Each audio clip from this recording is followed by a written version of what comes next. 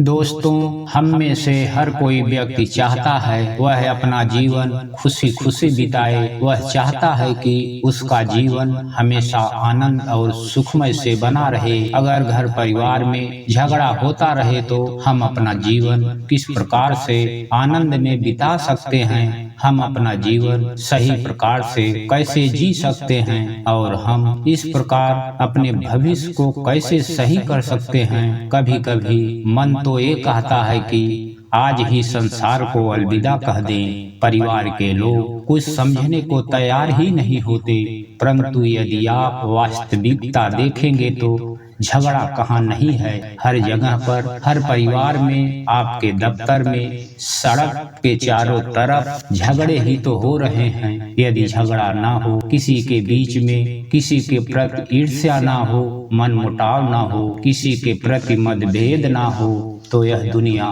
शांति की ओर चल पड़ेगी और यह दुनिया स्वर्ग से सुंदर हो जाएगी। लेकिन शायद आपने यह बात तो जरूर सुनी होगी कि जहाँ पर दो बर्तन होते हैं वहाँ पर आवाज जरूर होती है, परंतु यहाँ पर वास्तविकता कुछ और ही है। हम मनुष्य भले ही एक साथ न हों, किंतु यदि हम अकेले भी होंगे तब भी आवाज जरूर करते हैं। अब आपके मन में यह प्रश्न जरूर उठ रहा होगा कि भला यह कैसी बात है, भला अकेला मनुष्य आवाज कैसे कर सकता है। आपने देखा होगा कि अक्सर ही यदि कोई व्यक्ति अकेला भी हो तो तब पर भी वह अपने आप ही बड़बड़ाता रहता है। वह अपने आप से ही झगड़ता रहता है, अपने आप को ही कोसता रहता है, अपने आप को ही मनाता रहता है। और वह इसलिए कि क्योंकि यह दुविधा, यह संचय और यह मतभेद आपके मन में ही चल रहे होते हैं। इसलिए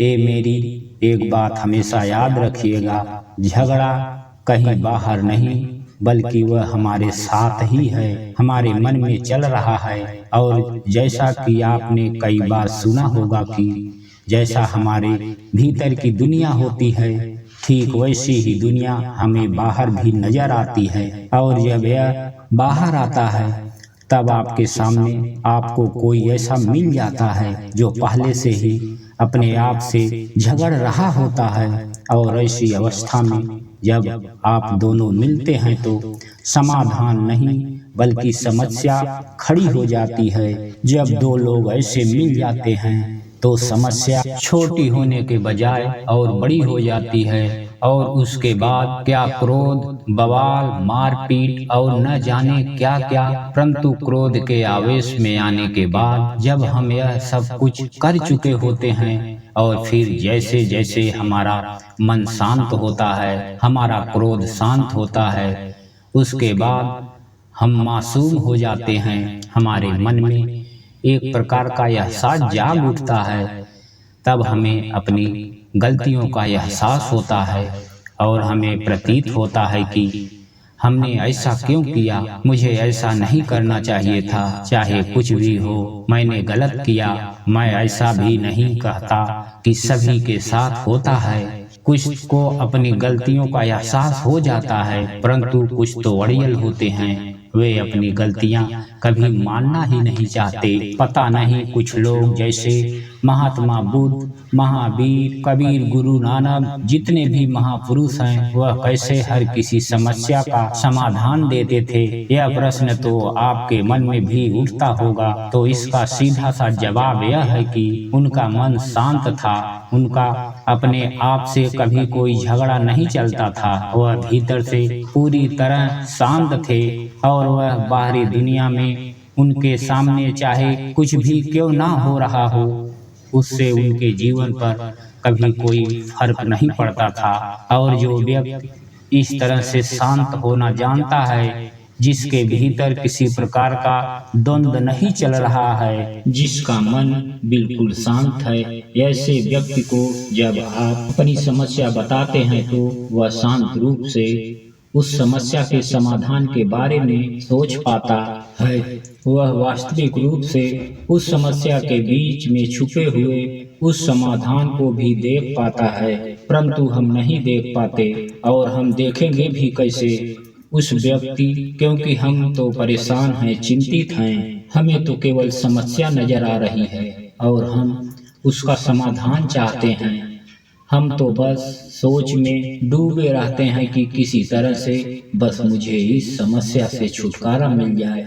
और यही द्वंद्व युद्ध आपके मन के भीतर भी चल रहा होता है और यह झगड़ा कभी समाप्त होने का नाम ही नहीं लेता, बल्कि वह निरंतर दिन प्रतिदिन बढ़ता ही चला जाता है। जिस प्रकार अभी आपके मन में एक द्वंद्व युद्ध चल रहा है, आप यह सोच रहे हैं कि हम सभी ने इतनी सारी बेकार की बातें तो कर ली, लेकिन अब तक हमने यह नहीं जाना कि आखिर घर के झगड़े को किस प्रकार सुलझाया जाए, घर में किस प्रकार शांति लाई जाए, कैसे आपका घर ऐसा बन सकेगा जहां आकर आपको भी सुकून मिलना चाहिए, आपका सुकून छिन जाए। घर एक ऐसी ही जगह है जहां आकर आपको सुकून मिलता है, परंतु अधिकांश लोगों के घर जाने के बाद उनका सुकून छिन जाता है। फिर ऐसे लोग अलग अलग राहों पर निकल पड़ते हैं, अर्थात वे लोग गलत राह पकड़ लेते हैं, जैसे कि मदिरा पान या फिर तरह तरह के गलत चीजों का उपयोग करने लग जाते हैं, परंतु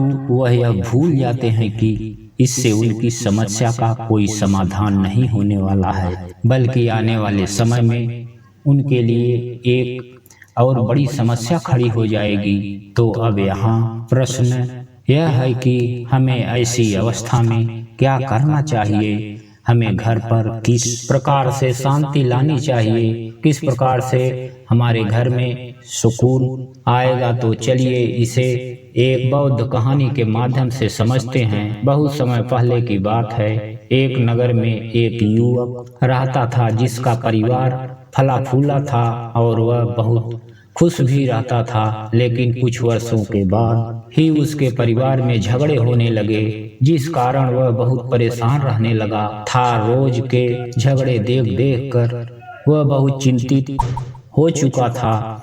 वह तो घर से सुख और शांति चाहता था, पर ऐसा हो नहीं रहा था, जिसके कारण उसे क्रोध आने लगा था और वह क्रोध में कभी कभी अपना आपा भी खो बैठता था। देखते ही देखते उसके घर की यह समस्या लगातार बढ़ती ही जा रही थी। घर के सभी सदस्य आपस में लड़ते रहते, किसी की भी किसी से नहीं बनती थी। वह हर किसी को समझाने का प्रयास करता, लेकिन कोई भी उसकी एक न सुनता। एक दिन वह युवक इन्हीं सब पर विचार करता, तभी उसके मन में ख्याल आया, मैंने तो सोचा था कि घर में सब लोग एक साथ रहेंगे, घर में सुख शांति रहेगी, हम लोग हंसते खेलते अपना जीवन यूं ही बिता देंगे, लेकिन जिस सुख शांति की तलाश में मैं यह सब कुछ किया, वह सब तो मुझे मिल ही नहीं रहा है और देखते ही देखते मुझे भी क्रोध आने लगा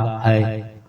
और यदि मैं भी इसी प्रकार क्रोध करता रहूंगा तो फिर घर में सुख शांति कैसे आएगी।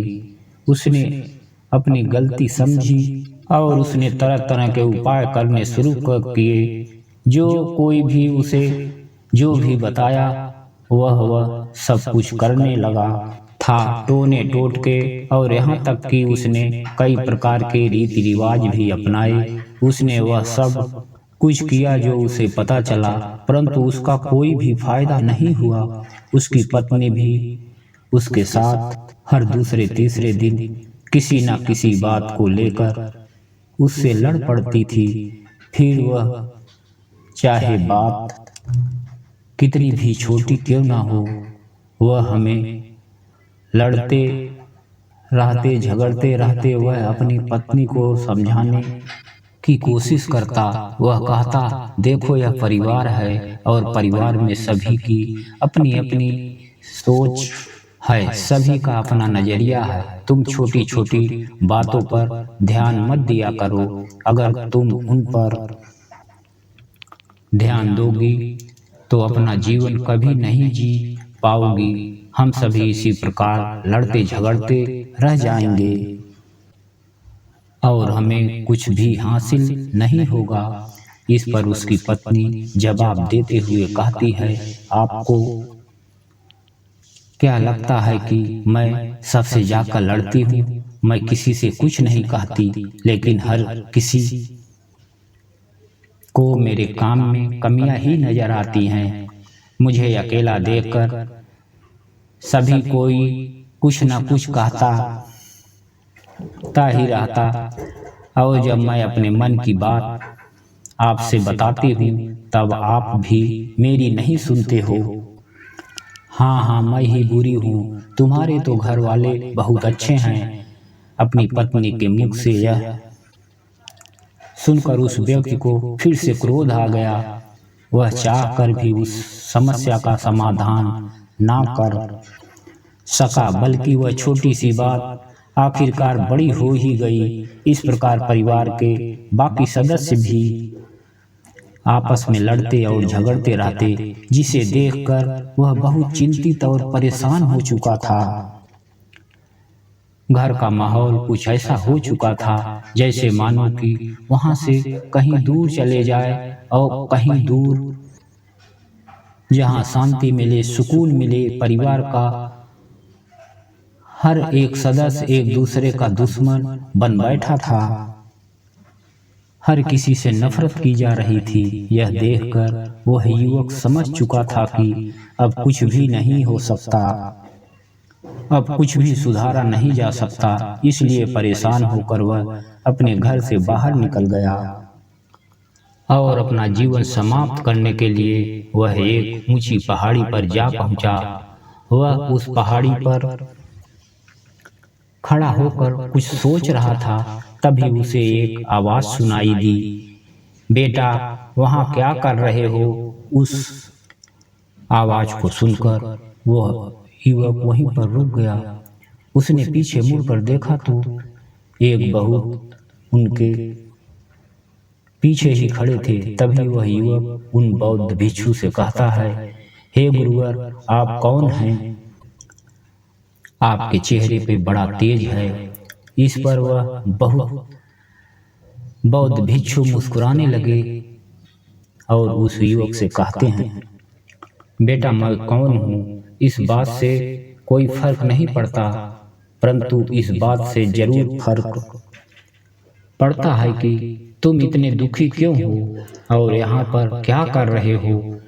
इस पर वह युवक उन बौद्ध भिक्षु से कहता है, हे गुरुवर, मैं बहुत ही परेशान हूँ। मेरे घर में सुख और शांति न जाने कहाँ चली गई है। घर में हमेशा झगड़े होते रहते हैं। घर के सभी सदस्य आपस में लड़ते रहते हैं। सभी एक दूसरे के दुश्मन बन बैठे हैं। मेरी पत्नी मेरा कहा मैं उसे जो भी मना करता हूँ वह वही करती है। मैंने उन सभी को समझाने की बहुत कोशिश की थी, लेकिन वे सभी मेरी एक बात सुनने तक को तैयार नहीं हैं। और अब तो घर का माहौल ऐसा हो चुका है कि मेरा वहाँ पर एक पल भी मन नहीं लगता, और इसलिए मैं घर नहीं जाना चाहता और मैं यहाँ पर आया हूँ क्योंकि मुझे लगता है कि इसका केवल एक ही समाधान है, और वह है इस जिंदगी का त्याग कर देना ही चाहिए। इस पर वह बौद्ध भिक्षु एक बार फिर मुस्कुराने लगे और उस युवक से कहते हैं, भांते यह तो हर घर की कहानी है, इसमें कोई नई बात नहीं। यह तो सांसारिक जीवन है जिसमें झगड़े होते ही रहते हैं। ऐसा कोई परिवार नहीं जिसमें झगड़े ना हो। यह सब तो होना स्वाभाविक है, क्योंकि सांसारिक जीवन में किसी के पास इतनी समझ और इतना धैर्य नहीं है कि वह कोई भी बात बर्दाश्त कर सके। तो झगड़े तो अवश्य ही होंगे। इस पर वह व्यक्ति उन गुरुवर से कहता है, किंतु हे गुरुवर, यदि रोज रोज वही झगड़े होते रहें, रोज रोज क्लेश होता रहे, तो उस परिवार में रहने का मन कैसे करेगा? वहाँ पर कोई व्यक्ति कैसे जीवित रह सकता है? इससे तो अच्छा होगा कि मैं मौत को ही गले लगा लूं, कम से कम उसके बाद मुझे शांति तो मिलेगी। इस पर वह बौद्ध भिक्षु उस युवक से कहते हैं, भंते, तुम तो बड़ी जल्दी हार मान गए। क्या तुम अपनी समस्या का समाधान करने की कोशिश की है? इस पर वह युवक जवाब देते हुए कहता है, हे गुरुवर, मैंने बहुत कोशिश की, अपने परिवार वालों को लाख समझाया, किंतु वे सभी मेरी बात मानने को तैयार ही नहीं। जब बताइए मैं क्या करूं? इस पर वह गुरुवर उस युवक से कहते हैं, भंते, तुम्हारी समस्या का समाधान मैं तुम्हें दे सकता हूं, किंतु जैसा मैं कहूँगा क्या तुम ऐसा करने के लिए तैयार हो? इस पर वह युवक उन गुरुवर से कहता है, हे गुरुवर, आप जैसा कहेंगे मैं वह सब करने के लिए तैयार हूँ। कृपया करके मुझे इसका समाधान बताएं। तभी उन बौद्ध भिक्षु ने पास ही में पड़ी हुई एक लकड़ी का टुकड़ा उठाया और उसे एक तरफ से जला दिया। उसके बाद उन बौद्ध भिक्षु ने उस व्यक्ति के हाथ में एक दूसरा लकड़ी का टुकड़ा थमाया और कहा, इस लकड़ी के एक सिरे को जलाओ। उस व्यक्ति ने उस बौद्ध भिक्षु की बात मानी और उसने भी उस लकड़ी के एक सिरे जला दिया। और इसके बाद वह बौद्ध भिक्षु उस व्यक्ति से कहते हैं, भंते, अब तुम अपनी जलती हुई लकड़ी से मेरी जलती हुई लकड़ी को बुझाओ का प्रयास करो। अगर तुम इसमें कामयाब हो गए तो मैं तुम्हारी समस्या का समाधान दे दूंगा। व्यक्ति ने उन गुरुवर की बात मानी। उसने एक जलती हुई लकड़ी से दूसरी जलती हुई लकड़ी को बुझाने का प्रयास किया, परंतु वह उसे बुझा न सका। जब वह दोनों लकड़ी आपस में मिल गई तो वे दोनों लकड़ियां और भी तेज जलने लगी। फिर भी उस व्यक्ति ने हार नहीं मानी। वह लगातार उन्हें बुझाने की कोशिश करता रहा, लेकिन वह उस आग को बुझा न सका और देखते ही देखते वह दोनों लकड़ियां जलकर राख हो गई। इस पर वह बौद्ध भिक्षु उस युवक से कहते हैं, भंते, कोई बात नहीं, मैं तुम्हें दूसरा मौका देता हूँ। इतना कहकर उन्होंने पास में पड़ी हुई एक लकड़ी का टुकड़ा उठाया और उसे एक तरफ से जला दिया और एक दूसरी लकड़ी उस व्यक्ति के हाथ में थमाते हुए उससे कहते हैं, भंते, इसे मत जलाना। जब तुम्हारी लकड़ी जली नहीं होगी तो तुम मेरी इस जलती हुई लकड़ी को आसानी से बुझा सकते हो, और यदि तुमने ऐसा कर लिया तो मैं तुम्हें तुम्हारी समस्या का समाधान अवश्य दे दूंगा। उस व्यक्ति ने उस गुरुवर की बात मान ली। उसने उस गुरुवर की जलती हुई लकड़ी की आग को अपनी लकड़ी से बुझाने की कोशिश की, परंतु अब की बार भी वह उस आग को बुझा न सका, बल्कि जैसे ही वह सूखी लकड़ी उस आग वाली लकड़ी की चपेट में आई, वह भी जलने लगी। अंत में देखते ही देखते वह दोनों लकड़ियां जलकर खाक हो गई। यह देखकर वह व्यक्ति बड़ा निराश हो गया। उसे समझ नहीं आ रहा था कि आखिर वह उस आग को किस प्रकार बुझाए। वह मन ही मन समझ चुका था कि अब उसे उसकी समस्या का समाधान नहीं मिलेगा, जिस कारण वह बिल्कुल भी निराश हो गया। आंखों से आंसू लिए वह उस लकड़ी को देखता ही रह गया। इस पर वह बौद्ध भिक्षु मुस्कुराने लगे और उस युवक से कहते हैं, भंते निराश मत हो, मैं तुम्हें तीसरा मौका देता हूँ। इतना कहकर उन गुरुवर ने एक लकड़ी का टुकड़ा उठाया और उसे एक तरफ से जला दिया। गुरु के हाथों में जो लकड़ी थी वह जल रही थी। इस पर उन गुरुवर ने उस युवक से कहा, भंते, अब तुम मेरी इस जलती हुई लकड़ी की आग बुझाने की कोशिश करो। अब की बार यदि तुमने इस आग को बुझा दिया तो मैं तुम्हारी समस्या का समाधान। लकड़ी की आग बुझाने की कोशिश करो। अब की बार यदि तुमने इस लकड़ी की आग बुझा दिया तो इस बार मैं तुमसे ये नहीं कहने वाला कि तुम इस केवल एक ही लकड़ी के माध्यम से ही बुझाओ। इस बार यह तुम्हारे हाथों में, तुम जैसे भी चाहो इस लकड़ी की आग को बुझा सकते हो। यह सुनकर वह युवक बहुत खुश हुआ, भागा भागा गया और पास ही के तालाब से कुछ पानी भर कर लाया और उसने उस पानी को उस लकड़ी पर गिरा दिया। देखते ही देखते लकड़ी की आग पूरी तरह से बुझ गई। यह देखकर उन गुरुवर ने वह लकड़ी हाथों में ली और फिर उसे जमीन पर रख दिया और चुपचाप बिना कहे वहां से जाने लगे। इस पर वह युवक कुछ समझ नहीं पाया कि आखिर क्या हुआ। तभी वह उन गुरुवर को आवाज देते हुए कहता है, हे गुरुवर, आप कहाँ जा रहे हैं? आपने तो मुझे मेरी समस्या का समाधान दिया ही नहीं। इस पर वह बौद्ध भिक्षु उस व्यक्ति से कहते हैं, भंते, मैंने तुम्हें तुम्हारी समस्या का समाधान दे दिया है, क्या अभी तक तुम्हें वह नहीं मिला? इस पर वह युवक कहता है कि हे गुरुवर, आप मेरा मजाक क्यों उड़ा रहे हैं?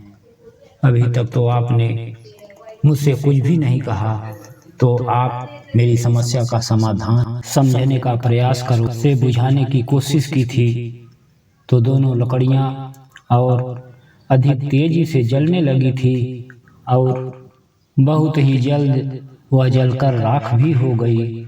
ठीक इसी प्रकार से यदि हम घर के झगड़ों को सुलझाने की कोशिश नहीं कर रहे हैं तो इसका मतलब यह हुआ कि आग दोनों ही तरफ से जल रही है। जब तक ये आग दोनों तरफ से जलती रहेगी तब तक ये झगड़ा समाप्त होने वाला नहीं, बल्कि वह और भी तेजी से बढ़ता ही चला जाएगा और यह तब तक बढ़ता रहेगा तब तक कि झगड़ा करने वाले ही समाप्त ना हो जाएं।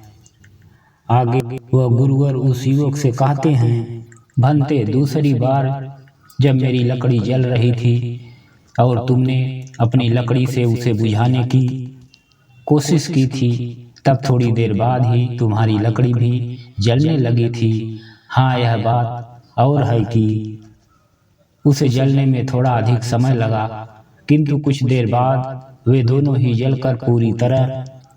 इसी प्रकार अगर घर में झगड़े हो रहे हों और दूसरा व्यक्ति उसे शांत करने की कोशिश करता है, शांत बैठा हो, लेकिन उसके मन में ईंधन भरा हो, अर्थात सामने वाले की, उस व्यक्ति की बातें बुरी लग रही हो और वह जबरदस्ती अपने आप पर नियंत्रण के साथ में बैठा हो, तब ऐसा व्यक्ति जब किसी दूसरे झगड़े करने वाले व्यक्ति के संपर्क में आता है तो भी जलने लगता है और दोनों ही मिलकर राख हो जाते हैं। आगे वह बौद्ध भिक्षु उस युवक से कहते हैं, भंते, तीसरी बार जब मेरी लकड़ी जल रही थी और तुमने उसे बुझाने के लिए पानी का इस्तेमाल किया, जो उसके बिल्कुल विपरीत है, उस जलती हुई लकड़ी के पानी के प्रभाव में आने से ही उस लकड़ी की आग शांत हो गई और वह बुझ गई। परंतु क्या तुमने उस पर ध्यान दिया? अब वह पहले जैसी नहीं रही, उसका कुछ हिस्सा जल चुका था और परंतु अब भी वह पूरी तरह जलने से बच चुकी है। ठीक इसी प्रकार जब घर में झगड़े हो रहे हैं तो घर में किसी एक को पानी की तरह होना चाहिए, बिल्कुल शांत और शीतल। जब पानी भी आँख के प्रभाव में आता है तो उसे भी तकलीफ होती है, उसे भी कष्ट होता है। तभी तो वह भाप बनकर उड़ने लगता है, परंतु फिर भी वह आग को बुझा ही देता है। और वह लकड़ी जिसमें आग लगी हुई है वह कुछ समय के लिए गर्म रहती है, परंतु धीरे धीरे वह भी ठंडी हो जाती है। और हमारे झगड़ों की असली वजह भी यही है कि हम एक दूसरे को समझे बिना केवल अपने आप को सही मानकर दूसरे का व्यवहार वैसा रखने की कोशिश करते हैं जैसा कि हम चाहते हैं। हम दूसरों पर नियंत्रण साधना चाहते हैं, लेकिन हम ऐसा क्यों चाहते हैं कि कोई भी हमारे बस में हो, वह केवल हमारा कहना माने? ऐसा क्यों? जब भी हम में से अधिकांश लोग जलती हुई लकड़ी की तरह हैं, तो कुछ लोग उस सूखी हुई लकड़ी की तरह से हैं। हर कोई अपने अंदर ईंधन भरे हुए घूम रहा है, और जैसे ही उन्हें एक चिंगारी मिलती है वह जल उठते हैं। झगड़ा हो जाता है, परिवार में अनबन हो जाती है, और फिर उस झगड़े को सुलझाने वाला वहाँ पर कोई नहीं होता, उस आग को वहाँ पर बुझाने वाला कोई नहीं होता, क्योंकि हर किसी की नज़र में वही सही है। इस पर वह युवक उन गुरुवर से कहता है, हे गुरुवर, आप सत्य कहते हैं, परंतु कृपया करके मुझे यह बताइए कि पानी की तरह कैसे बना जाए। इस पर वह बौद्ध भिक्षु उस युवक को जवाब देते हुए कहते हैं, भंते, शांत होकर दूसरों के लिए मन में बैर ना रखकर और यह समझकर कि झगड़े का हल झगड़ा नहीं होता, झगड़े का हल तो समाधान होता है, और समाधान प्रेम से होता है। प्रेम ही वह पानी है जो बड़े बड़े झगड़े को शांत कर देता है।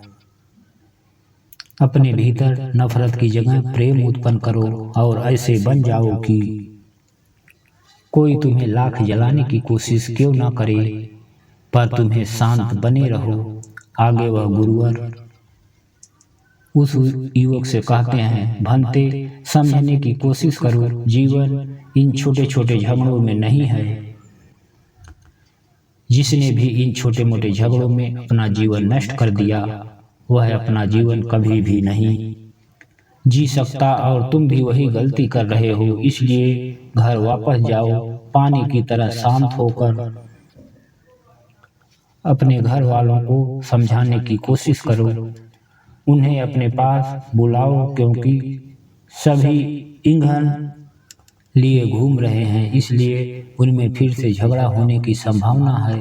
परंतु अगर तुम शांत रहोगे तो तुम उन पर नियंत्रण भी साध सकोगे, अर्थात तुम उन्हें अलग अलग समझा सकते हो और समस्या की जड़ तक पहुंच सकते हो, तो तुम उसका समाधान भी अवश्य खोज लोगे।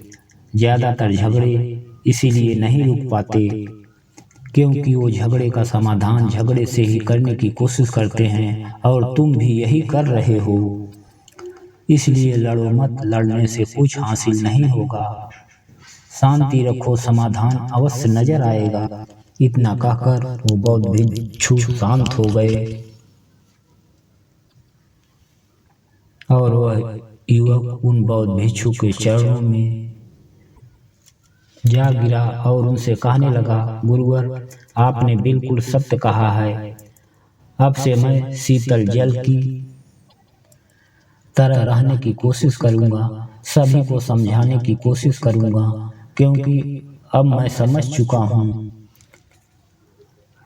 कि मेरे घर की झगड़े की असली वजह मैं खुद ही हूँ। सबसे बड़ा ईंधन का चिंगारी आज मैं अपने भीतर ही लेकर घूम रहा हूँ, जिसकी वजह से बार बार न चाहते हुए भी घर में कलह हो ही जाता है। मैं चाहता हूँ तो आसानी से शांत रह सकता था, किंतु मैं दूसरों पर नियंत्रण साधना चाहता हूँ, दूसरों को अपने वश में रखना चाहता हूँ। मैं चाहता हूँ कि लोग मेरी बात माने, मेरे परिवार का हर एक सदस्य मेरी हर एक बात का पालन करे। लेकिन अब मैं समझ चुका हूँ कि यह सब मेरी वजह से ही हुआ है। किंतु अब मैं आपसे वादा करता हूँ कि मैं अपने आप को संभाल कर रखूँगा। मैं एक शीतल जल की तरह रहूँगा और अपने पर घर में कभी झगड़े नहीं होने दूंगा। इतना कहकर वह उन गुरु को प्रणाम करके वापस घर लौट आता है और सभी को अकेले में बात करता है और समस्या को सुलझाने का प्रयास करता है। दोस्तों, कहीं आप भी तो झगड़े से सुलझाने का प्रयास तो नहीं कर रहे हैं? अगर हो तो क्या उस झगड़े का समाधान निकल पाया या नहीं? दोस्तों, एक बार की बात है, एक युवक गुरु के पास आया और वह उनके सामने हाथ जोड़कर उन गुरुवर से कहता है, हे गुरुवर, क्या हम ध्यान से अपने बीमारियों को ठीक कर सकते हैं? क्या लाइलाज बीमारियां भी ध्यान से ठीक की जा सकती हैं? इस पर गुरुवर उस युवक से कहते हैं कि बेटा, अगर आप ध्यान ना भी करो तो भी आपके शरीर के पास वह ताकत है जिससे वह अपनी बीमारियां को खुद ठीक कर सकता है। इस पर वह युवक उन गुरुवर से कहता है, परंतु कैसे गुरुवर? मेरा शरीर बहुत दुबला पतला है और इसका कारण है कि हर समय बीमार रहता हूँ। मैं चाहकर भी उतनी ऊर्जा अपने अंदर नहीं ला पाता हूँ। इसके लिए मैंने बहुत हकीमों से इलाज भी अपनाया, कई तरह से उपाय अपनाए, परंतु उसके बाद भी हमें इतने वर्षों में अब तक अपने शरीर को ठीक नहीं कर पाया। फिर एक दिन मुझे मेरे मित्र ने आपके बारे में बताया, इसलिए मैं आपके पास आया हूँ। मुझ पर कृपा करें गुरुवर और मुझे कोई ऐसा उपाय जिससे मैं एक बार फिर से एक स्वस्थ जीवन जी सकूं और अपने शरीर को ठीक कर सकूं। तो दोस्तों, आज के लिए बस इतना ही। मिलते हैं अगले वीडियो में। आप सभी लोगों को चैनल को लाइक और सब्सक्राइब जरूर कर लें। आप लोगों का सपोर्ट ही हमारे मनोबल को बढ़ाता है। धन्यवाद। जय हिंद। वंदे मातरम।